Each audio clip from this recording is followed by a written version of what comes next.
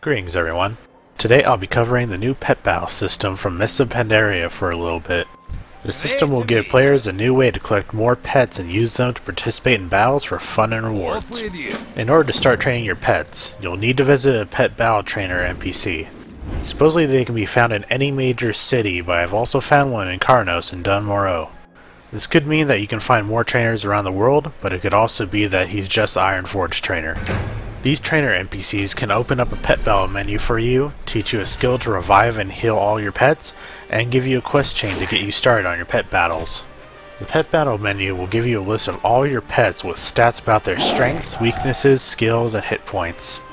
You will also have one slot for your starting pet. Eventually you can unlock 2 other slots by leveling up your pet, but whatever pet is in the first slot will be the one that comes out first in most battles. The first quest that the trainer NPCs will offer will be Learning the Ropes. The only goal for this quest is to win a pet battle by beating a wild pet.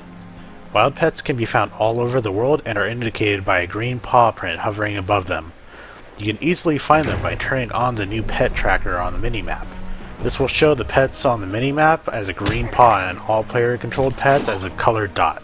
For those in the beta right now and testing this out, if you can't find wild pets due to how many players are hunting for them right now, you can find some in the other races' starting areas.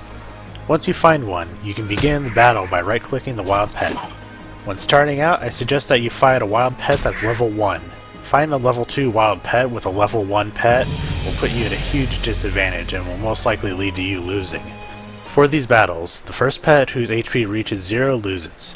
If you win, your pet will gain EXP and have some of its health returned to it. If you think you're about to lose and you don't want your pet to die, you can surrender. This will make you lose the battle, but your pet will regain some of its health instead of becoming incapacitated. If your pet does ever fall in battle, there are 2 ways to revive it. The first way is to use the pet heal and revive skill that you learned from the trainer. Unfortunately, this does have a 15-minute cooldown, so you can't use it multiple times in a short amount of time. The only other way to revive and heal your pets is to visit a stable master in any town. For a small fee, they will heal up all your pets to their maximum health. During the fights, you can use different skills and advantages that your pet will have in order to win the match. Some of the skills that your pet will possess will have different properties, like skills that will allow your pet to debuff enemy by lowering stats such as their attack and their speed. Other skills can cause effects like healing your entire group or putting the enemy to sleep. Pet types and skill types can also play into how the match will proceed. Every pet type has its own strength and weakness against something. For example, flying pets can take 33% less damage from beast type abilities, but they take 50% more damage from magic type abilities. As for skill types, when you hover over the skill in the pet menu, it should tell you the types that it will cause more and less damage to. An example of this would be Peck. This skill does more damage to aquatic type pets, but less damage against dragonkin pets. You can also see the effects of this in battle when the words strong and weak pop up. When the text pops up as yellow, that means the attack was a critical hit. You should also remember that not all attacks will be guaranteed hits since they can be missed or dodged. As your pets level up, they should gain new abilities. It seems that the levels that they get new abilities at are 2, 4, 10, 15, and 20. You should be able to switch out these abilities in the pet menu if you need to. After you complete Learning the Ropes, you'll get the quest On the Mend. This is completed by heading to the nearest stable master to heal all your pets. The quest after that will require you to level your pet up to level 3. Find some wild pets and win some battles against them until your pet reaches level 3. When you win a battle, the pets that participated during the battle will earn experience. Unfortunately, if your pet dies and your second pet wins the battle, the first pet will not receive any experience. The amount of EXP that your pet earns also depends on a few things. The higher level the opponent that you beat, the more experience you'll receive. Sometimes you'll receive a difficulty bonus as well. This might be earned from either longer fights or battles against higher level opponents. One trick you can do in order to level up a lower pet is to have them come out first. You can then quickly switch them out in order to get your strongest pet, so that way both of your pets can get experience. This will cost you a turn, and the stronger pet will probably take an extra hit because of this. Once your pet reaches level 3, you will unlock an ability to capture wild pets. Be sure to turn in your previous quest and grab the next one. The objective for the next quest is to catch a pet. In order to catch a wild pet, its health must be at 35% or lower. Once they're at the health range, use your trap skill and you'll throw a crate at the wild pet. The skill uses up 1 turn and it is not a 100% chance to capture a pet. If the trap fails, you'll have to either attempt to trap it again, or see if lowering the health of the pet a little bit more will help you capture the pet. In later zones, you may have the possibility to come up against pets that will join the battle after you start a fight with another wild pet. This will happen at the start of the fight, so you don't have to worry about pets constantly showing up mid-fight.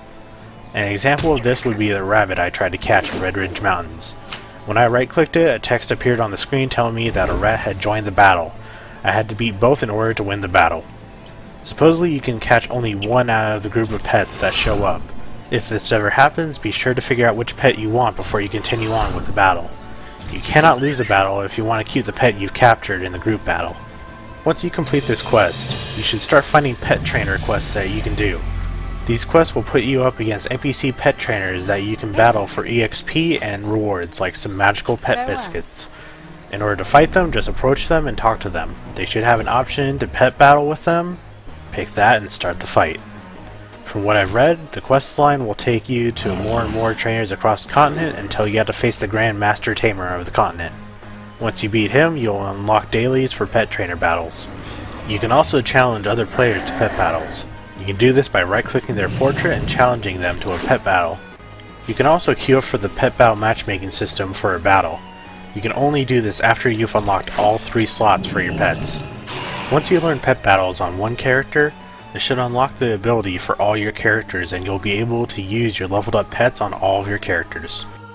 Even though all the progress that you made for your pets will be saved across all your characters, the progress of the quest chain will not.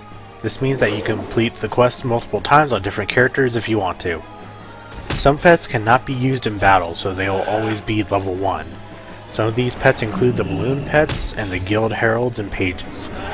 There are a few final pieces of information that I want to give you about these pet battles. Be sure to level up multiple types of pets. That way, if anything happens and you come across a group that your main group is weak against, you can switch to different pets and hopefully have a better chance. There is also a favorite system in the pet menu, so you can quickly find the pets that you plan to use. Be sure to take advantage so you don't have to scroll through all your pets each time you want to switch a new pet into your group. If you ever need a starter pet, you can always visit pet vendors or possibly the pet battle trainers in order to learn your first pet.